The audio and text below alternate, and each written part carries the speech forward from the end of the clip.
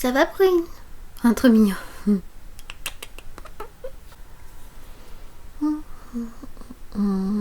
Ok, cette année commence sur les chapeaux de roue.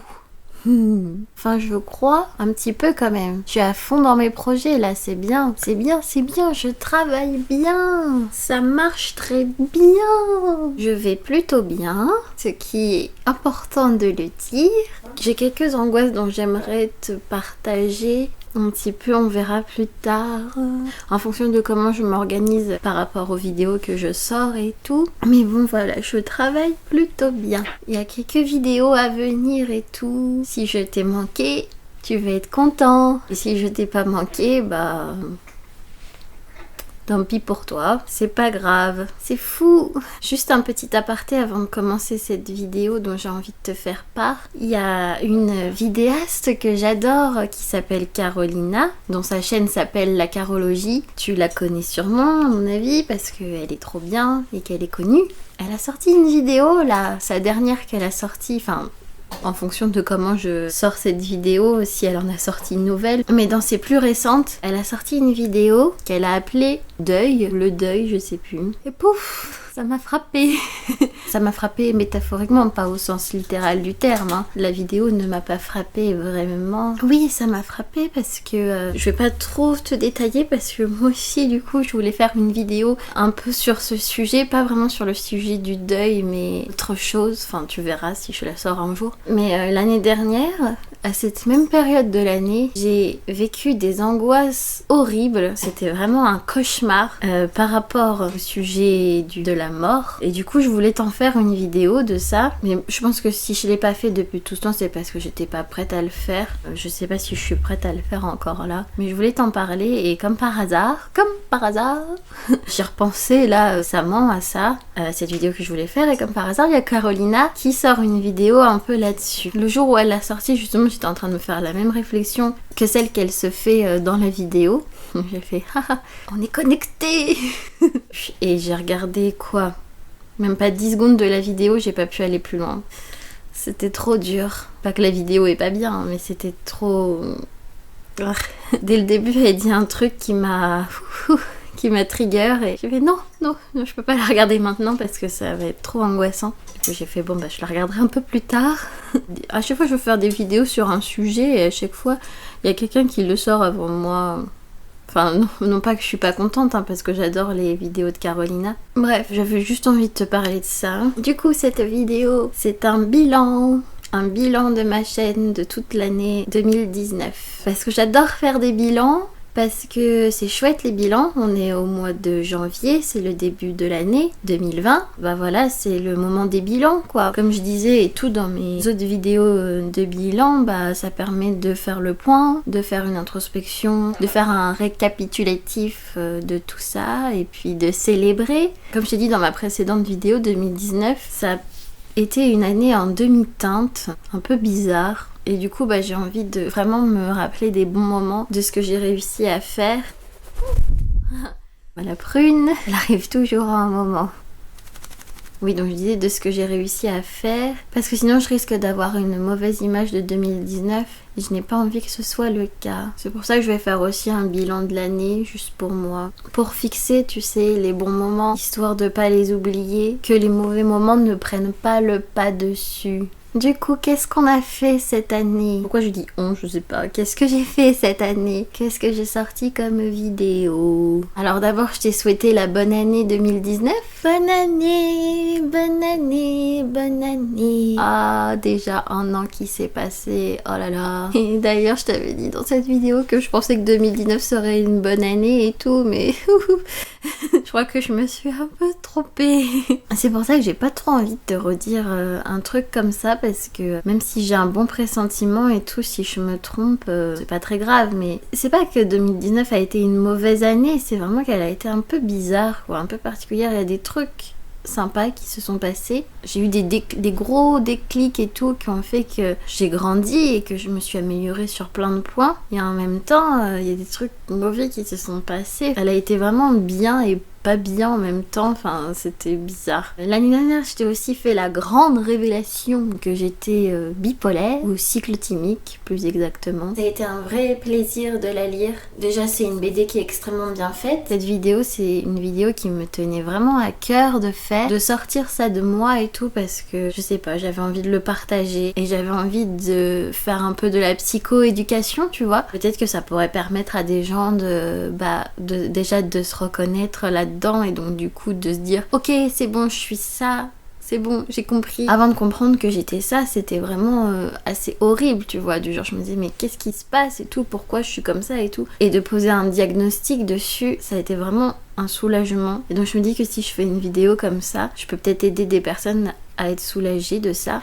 Et je peux peut-être aussi aider des personnes qui ont des proches dans leur entourage qui le sont et qui ont du mal à les comprendre. Et du coup, s'ils regardent ma vidéo, ça leur permet de comprendre un peu mieux qu'est-ce que c'est. Et du coup, d'éviter de se faire souffrir ces personnes en leur disant des choses pas très gentilles, pas très bienveillantes. J'aimerais beaucoup faire une vidéo sur comment aider une personne bipolaire. J'espère vraiment la faire cette année. Ça me tient à cœur aussi de faire ça. Et puis de toute façon, j'avais très envie de te parler de cette BD Pile ou face parce que c'est la BD qui m'a permis de découvrir ça et que je l'adore cette BD, donc forcément j'avais envie de te la partager. Et avec cette vidéo ça m'a permis de lancer cette nouvelle rubrique sur la chaîne qui s'appelle Les mots des livres. J'aime bien ce jeu de mots. Je compte en faire d'autres, ne t'inquiète pas. Et l'année dernière, je t'ai parlé d'un film dans, pareil, une nouvelle rubrique que j'ai lancée qui s'appelle Bobine de film. Je t'ai parlé de Captain Fantastic. La première fois que je l'ai vu, je l'ai adoré vraiment. Comme je l'avais dit, c'est un film sublime, un film trop bien que j'ai adoré, qui m'a énormément touchée. Et donc forcément, j'avais envie de te partager tout ça, de te partager à quel point il m'avait touchée, d'en faire une critique et d'analyser parce que j'adore analyser les films. Souvent quand je regarde des films, je les analyse en même temps. En général, c'est des films que j'ai déjà vus. Genre tu vois, Harry Potter, à chaque fois qu'on se refait tous les Harry Potter avec mon amoureux, on met pause, je crois, toutes les 5 minutes pour dire un truc et tout, pour dire ah non mais tu vois en fait c'est parce que ça et tout machin et en fait il est comme ça gna gna gna. Enfin, bref c'est drôle. Et du coup dedans ça parle un petit peu de bipolarité puisque la mère de la famille sur laquelle le film raconte l'histoire est bipolaire et se suicide à cause de ça. Et donc du coup ça m'avait vraiment très touchée. Ensuite l'année dernière je t'ai parlé de mes bulles de poésie. Les bulles de poésie c'est comme des petits haïkus ou alors la lumière bleue qu'il y a le matin. Je t'ai montré plein de choses. Je t'ai montré toutes mes bulles de poésie qui me ravissaient au quotidien. Et ces bulles de poésie qui me permettent de voir le monde avec autant de beauté. Ça participe à mon bonheur. Et ça comble ma sensibilité aussi et ma soif de poésie et de beauté, ce qui permet de m'inspirer pour tout mon art. Et j'ai beaucoup aimé faire cette vidéo du coup parce que je l'ai beaucoup travaillé, j'ai filmé plein de choses et après j'ai fait un petit montage assez sympa et j'adore vraiment faire ce genre de choses, c'est pour ça que j'adore la vidéo, pour faire des montages comme ça et filmer de belles images, ça me comble de bonheur. J'espère que ça t'a plu cette vidéo, j'ai beaucoup aimé la faire en tout cas. Ensuite qu'est-ce que je t'ai raconté d'autre de manière tout à fait narcissique?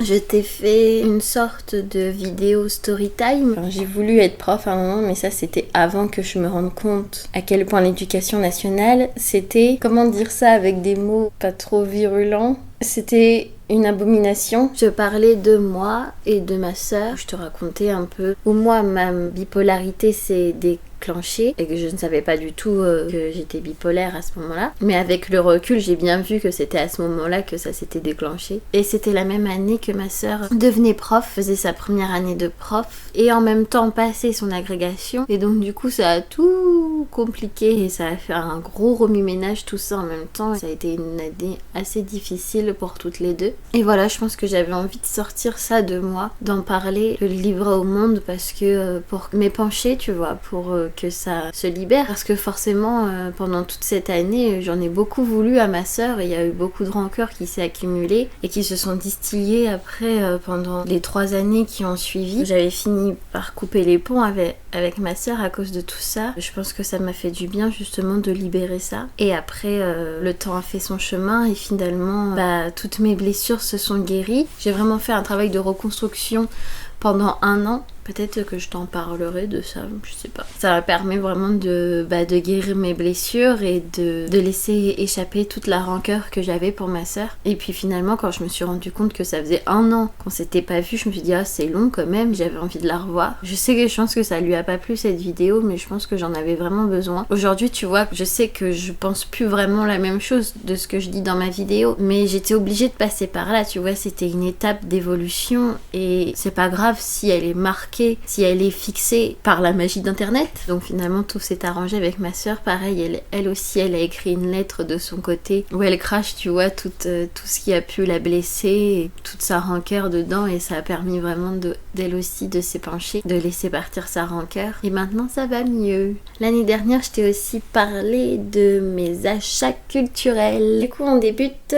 avec Colette. J'étais contente de faire ça, de faire enfin un deuxième haul culturel. J'avais acheté plein de choses dont j'avais envie de te parler. Je parle de plein de livres que j'ai toujours pas lus. J'adore faire ce genre de vidéo, c'est vraiment amusant. J'en ferai sûrement une 3e cette année. Et ensuite en 2019, je t'ai aussi avoué que j'étais une paresseuse.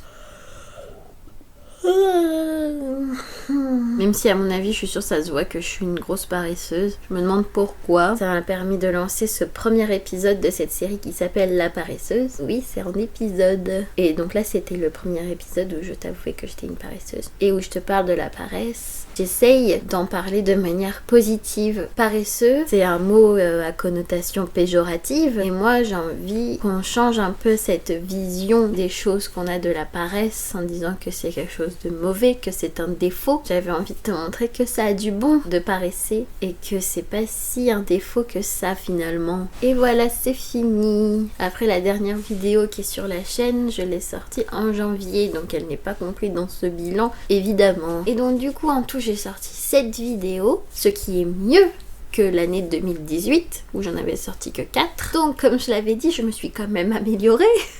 Même si c'est de pas grand chose, j'ai quand même fait mieux que 2018, donc c'est quand même cool et il faut célébrer ça, youpi! Je t'ai expliqué dans la dernière vidéo que j'ai sortie pourquoi je me suis arrêtée en juin et qu'après j'ai plus sorti de vidéos, sinon j'en aurais sorti plus que ça, c'est sûr. Ah! Aïe! Prune, tu me... Ah! Ah, trop mignon. Donc oui, je suis quand même contente de ce que j'ai fait. En tout cas, la première moitié de l'année 2019 a été assez productive. Même si j'ai pas réussi les objectifs que je m'étais fixés, c'était quand même pas mal et j'étais quand même fière de moi et contente. Là, je le célèbre. C'est bien que j'ai réussi à faire ça. Oui, c'est bien. J'en suis fière.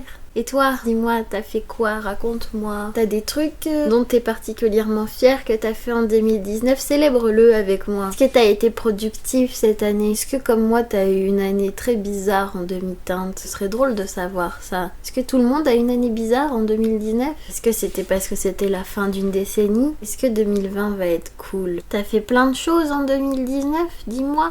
Même les plus petits trucs que t'as fait, il faut les célébrer. Même les micro trucs que t'as réussi à faire, il faut les célébrer. Parce que ça te permet de rester positif et d'être heureux. D'avoir une bonne estime de toi aussi. Ça redonne confiance aussi. Voilà, voilà, voilà. Le bilan est fait. J'espère que ça fait du bien à mon cerveau. Le bilan est fini. Et cette vidéo aussi. Et l'année 2019 ne fait que commencer. J'espère que ça va pas passer trop vite. J'aime pas quand le temps passe vite. Ça m'angoisse. C'est horrible. Après, si je suis très productive, ça m'angoisse moins. Ça t'angoisse aussi le temps qui passe, toi? Donc, je veux pas te déprimer. Restons sur une note positive. L'année commence. Tous les possibles s'ouvrent à nous.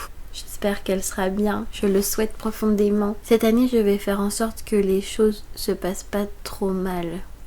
Je vais me trouver des guides spirituels qui m'aideront à m'orienter et faire en sorte que je sois pas trop perdue. Je vais aller chercher ces guides en forêt. Je parle pas d'humains. Du coup, pour coller au thème de cette vidéo, tu peux aller voir 2 autres de mes bilans que j'ai fait. Là, le bilan de mon année 2019 où je te raconte tout ce qui s'est passé en 2019, enfin les bons moments, même les trucs les plus personnels. Du coup, si tu as une grande curiosité pour la vie des gens, tu peux aller la voir. Et là, c'est le bilan de la chaîne de 2019.